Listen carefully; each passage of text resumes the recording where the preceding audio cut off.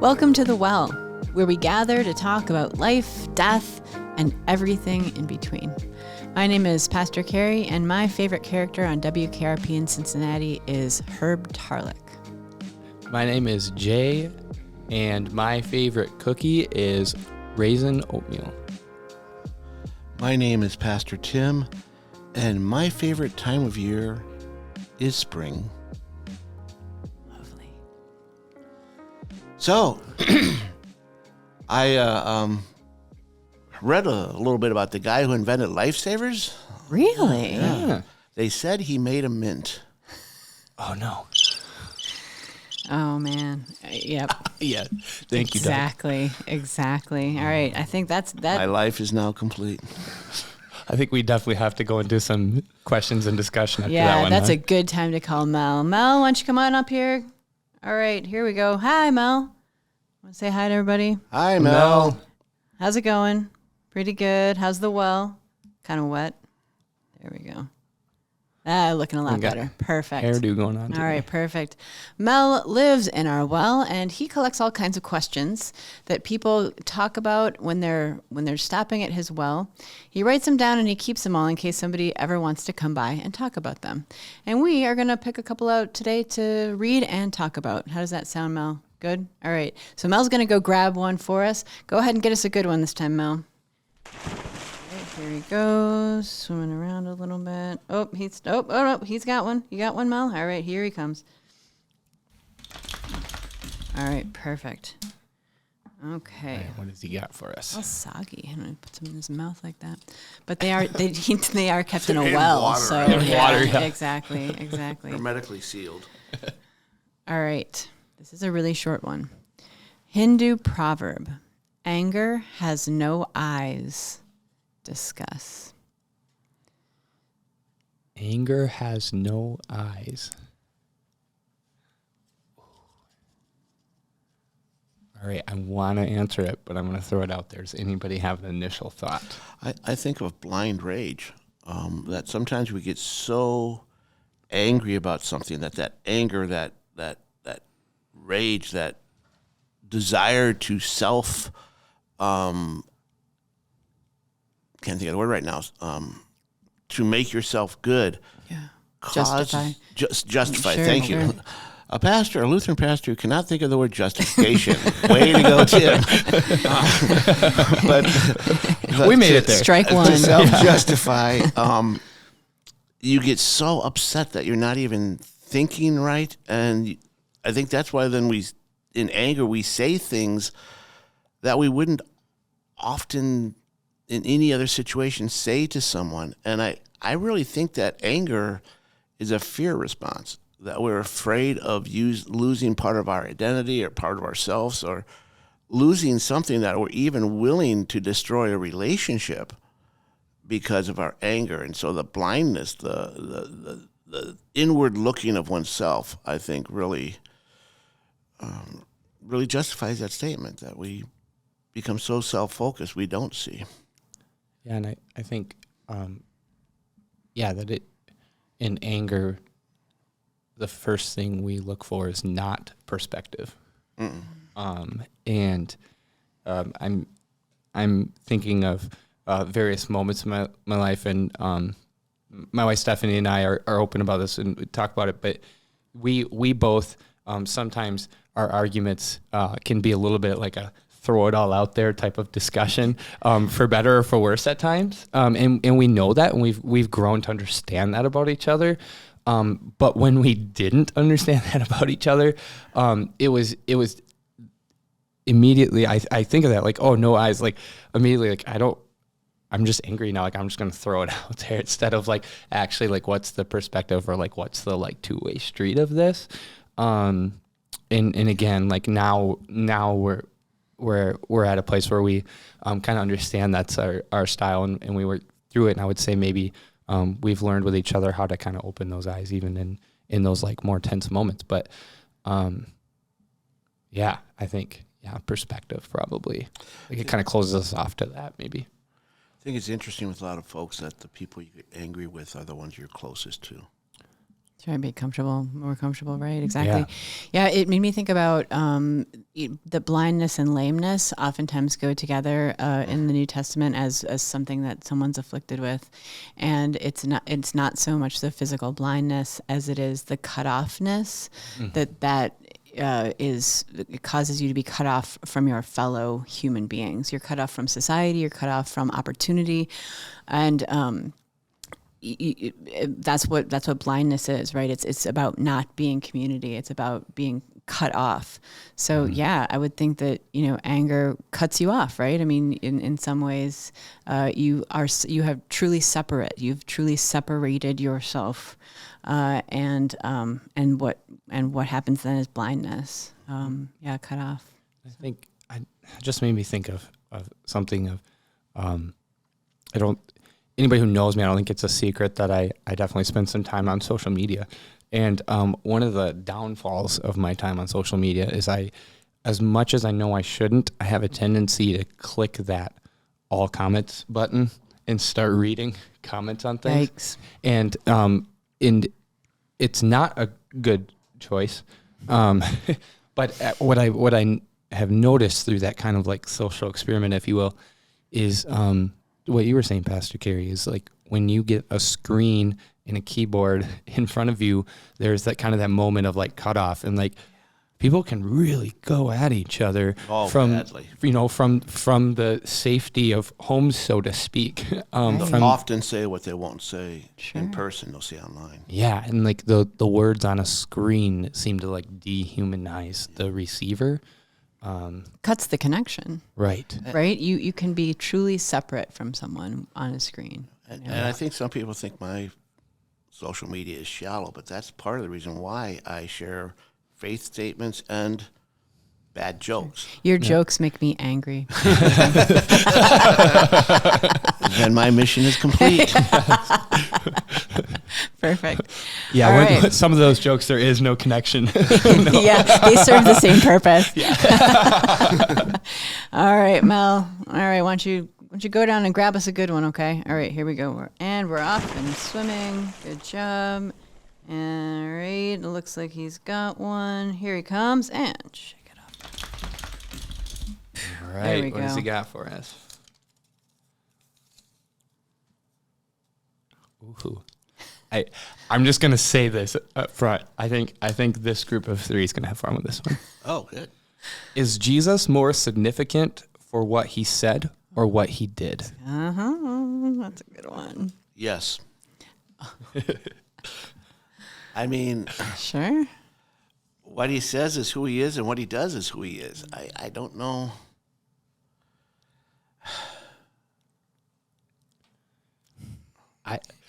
Go ahead. Yeah. Can I jump on? Yeah, go ahead. Yeah, Jay, go ahead. You take Yeah. I think now I'm so excited to answer. Now I'm like, oh no, people are going to hear me answer this. Me personally, I'm an experiential person, and a lot of the language I use, I'll talk about like I experienced or I felt, and so although I will not misspeak to say that Jesus' words weren't important, because they definitely were. I think for me, it's not that Jesus just talked and preached. Jesus walked and lived. And yes, he walked and lived his words, but he walked and lived them. And so I think in my personal faith experience, I probably do put a little more weight on Jesus' actions because it made those words come to life, I guess, for me. I know this is a really tough one. I kind of, you have really good points, Jay. It made me think too. When we think about God's action in incarnation into the physical world, right? Is that something that Jesus did? Right? Because in some ways I feel like, right, that is one of the most significant thing is Jesus as God coming as Jesus. So that's something that Jesus sort of does. But I also think, Pastor Tim, you're right. Doing and saying is the same for God, right? And being is the same, right? Because when God says "I am," right? That can be either "I am" or "I do," depending on the vowel that you choose in the Hebrew, right? So action and being are like one thing for God. Because God is. Right. And so I feel like for us, there's a real big difference between saying and doing. Humans, right? We have this tendency to maybe not be consistent with those kinds of things. And I think that for God, that is just part and parcel of being. God being involves speaking and doing, but it's even bigger than that in being. And I, as I reflect upon this, I think it's, again, going back to creation, a view of creation. In the beginning was the Word, and the Word was with God, and the Word was God, and all things came into being through Him. That idea of Jesus being the Word spoken, that it is a physical action and That's right. His speaking. That's exactly right. But as I think about it, the way Jay did, I am more of not experiential. I am more of absorbing. Like I learn by reading and by listening and that. And I kind of view it, his words probably move me more than his actions. I'm not saying things like the miracles aren't important and forgiving the person isn't important, but the words that he says with that is what connects to me. I would love to one day, because I don't think many people have ever really just listened to it.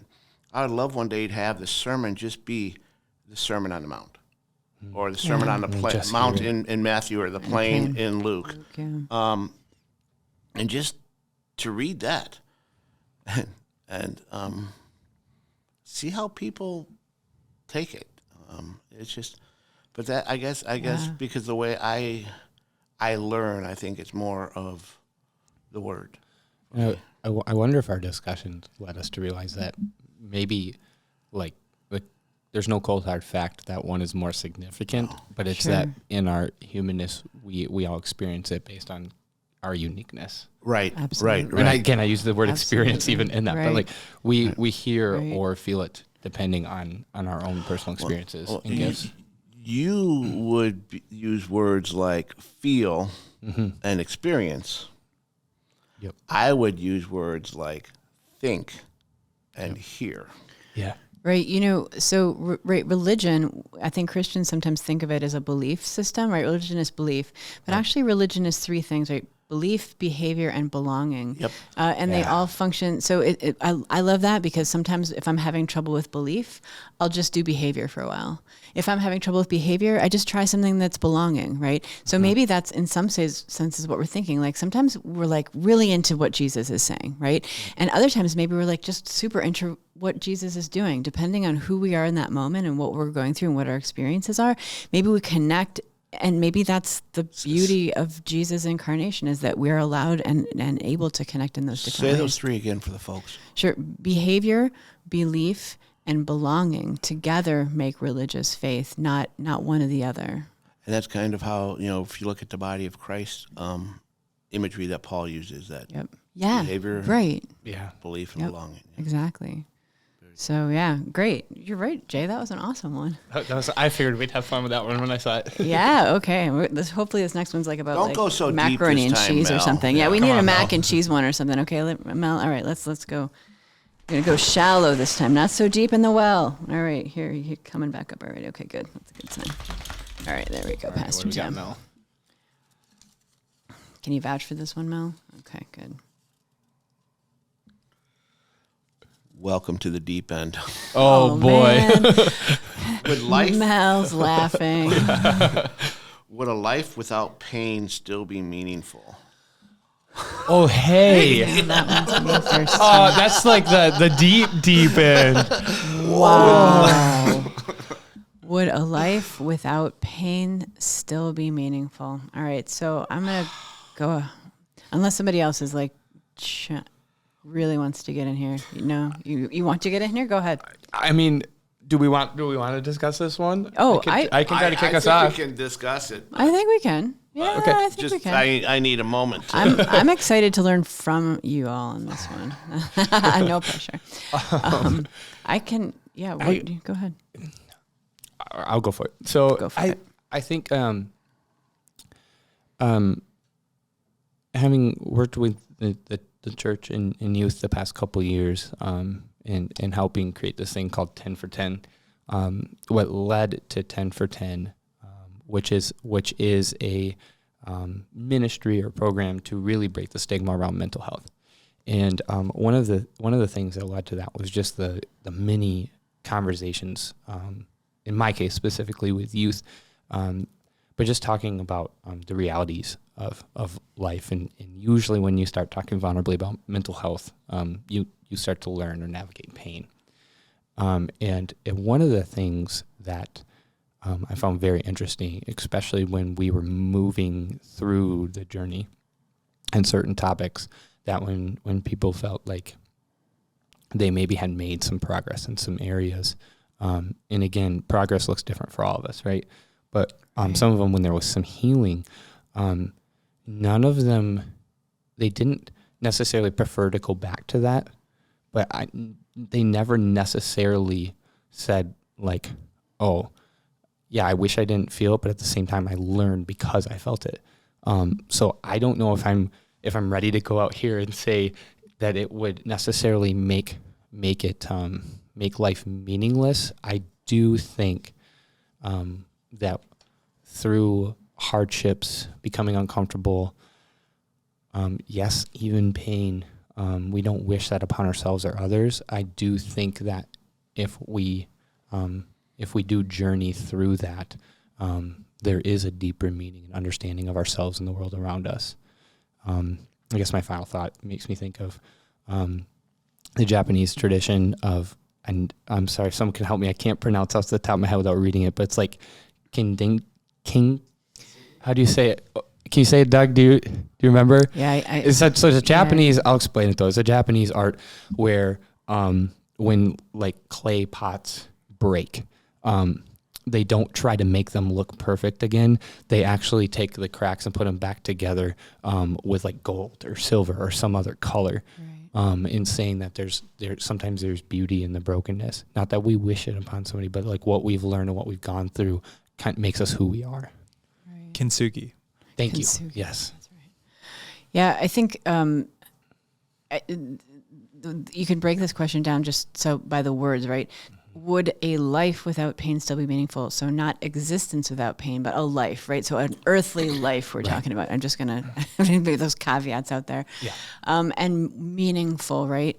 What does meaningful mean? So I think those are the two things that are kind of interesting in this question. And so what I'm thinking of, and I think really along the same lines, Jay, is what you were talking about, is that we seem to be able to connect with each other a lot more easily in pain than we can in glory. There's something about sharing painful situations that helps us to be human together in ways that I think sometimes victorious situations can sometimes tend to separate us, because I think human beings are so apt to, we're very vulnerable to power and what power does, and power ultimately separates us from each other, right? And so in powerless situations, it's just so much easier for us to connect with each other. So if we're talking about meaningfulness in the sense of like connection, which I kind of feel like in a sense that is what life is about, meaning comes in connection, then maybe it's a roundabout way of saying, like Jay said, yeah, we don't wish it on anybody, but there's a certain value to the pain.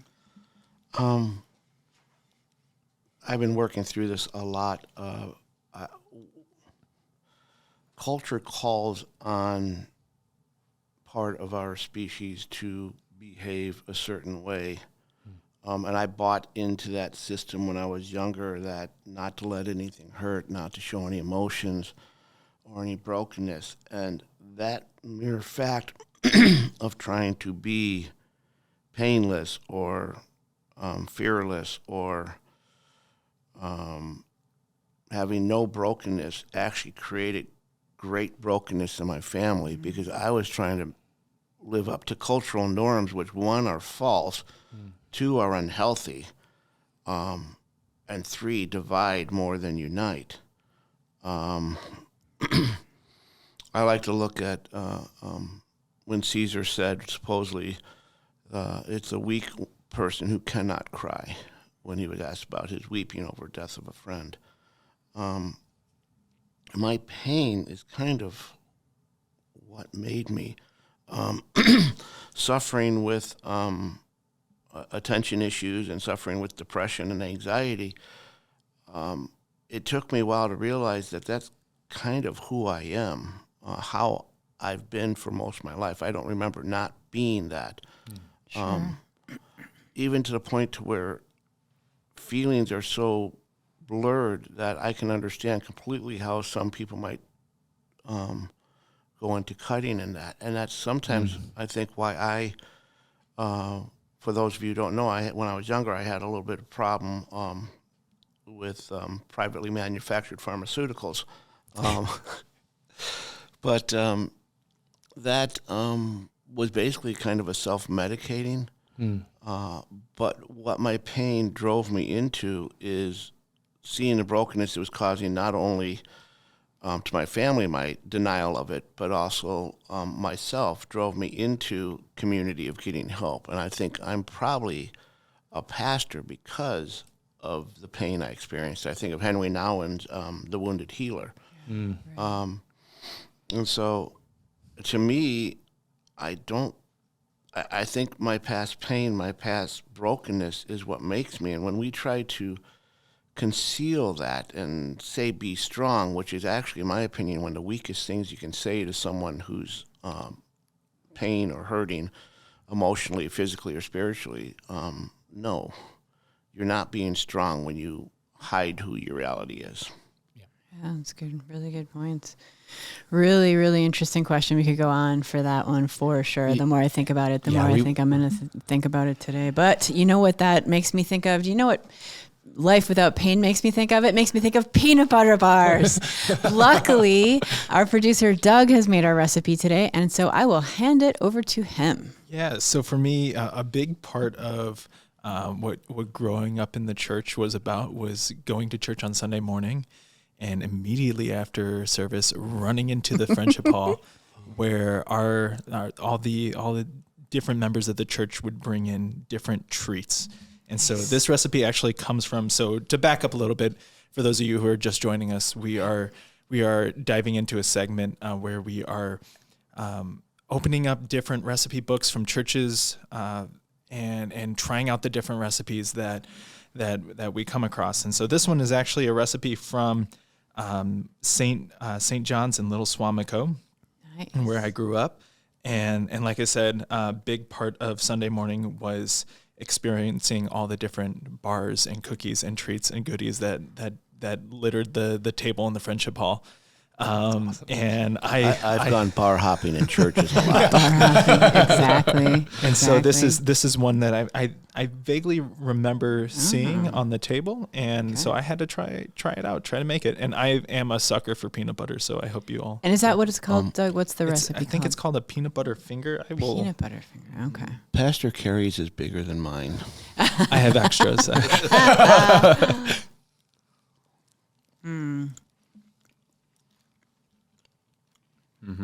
It's delicious. Is it chocolate? Like, okay, so chocolate. So and it's basically a peanut butter cookie base. Oh my gosh. Peanut butter oatmeal cookie base. Oatmeal, right? Graham cracker crust? No. Sugar, Oats. butter, flour, oats. Wow. Oh, yeah. Oats, okay. And then when as you pull it out of the oven, just drop a whole bunch of chocolate chips on it. Okay, chocolate chips, yep. And they just melt and then spread it out. And then the topping is peanut butter, evaporated milk, and a lot of powdered sugar. So it's like a peanut butter caramel frosting, kind of. Yeah. It's delicious. 5 out of 5, 5 stars. I love it. It's just wonderful. I think I need another one to decide. I was going to try Pastor Tim is already done with his bar. I was going to try to for context, this is, I think, the 3rd episode of this podcast. And I was going to try to not come out too hot, but I'm going to go 5 as well. I'm going 5, and I think a 6 would be if we took from the last podcast those potato donuts and put one of these in between two of those. Oh my gosh. Wow. Yeah, that would be a thing. I think that Very could be a real creative. thing. Yeah. Dream the dream. Yeah. I love the story behind that too, Doug. Yeah, I it's immediately great. thought I was at like a potluck or something. That's great. We had to sit through the whole podcast. You had to sit through church to get to the bars. We had had. to answer our questions With them sitting in front of us. with them sitting in front of us. It was difficult, but it kept us motivated to keep her moving. Well, speaking of keeping her moving, Yes. thanks for journeying to the well with us. God's peace be with you. Except we forgot our God moment. Oh, poo. Can we cut that okay. out and go back and do Of God? course. What's best? Can you? Okay. Good. And so, I was so excited about getting another ball. oh my gosh. Okay, go ahead. So every week one of us shares a God moment, maybe from the previous week or recently. My God moment is almost this peanut butter chocolate bar, because it's that good. And I waited like this whole morning for it, and it was that good. But my other one is that this is my first winter for 10 years that I've been through, and I was really worried going into it because I love green. And I really hate like just black and white and mud and snow. And I really was really worried about that as I went through. And the other day I was looking out my window and realized that even though there wasn't a lot of color out there, because there just isn't, that's all there is to it, with lots of grays, lots of whites, lots of browns, that the leafless tree branches make such beautiful patterns with their branches against the sky.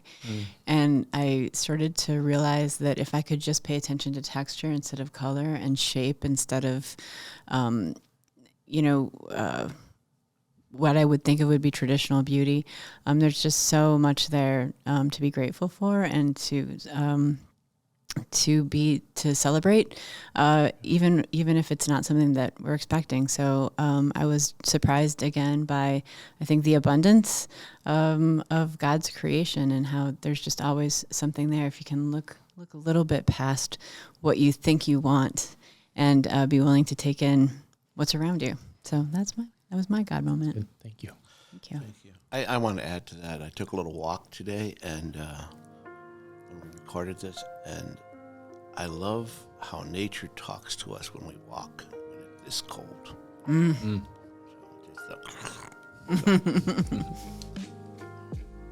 Well, thanks for journeying to the well with us. God's peace be with you. The Well is a podcast of St. Luke's ELCA in Middleton, Wisconsin. You can follow for new episodes airing every other Thursday on St. Luke's website or wherever you get your podcasts. If you would like to drop a question in the Well, you can dive over to stlukes-elca.org/thewell to submit your questions there. The Well is sponsored by St. Luke's Foundation. The foundation is dedicated to leaving a legacy for future generations. You can learn more at stlukes-elca.org/foundation. The Well is produced by Doug Castle and edited by Ariana Vizcara. Thanks for listening, and we'll meet you next time here at The Well.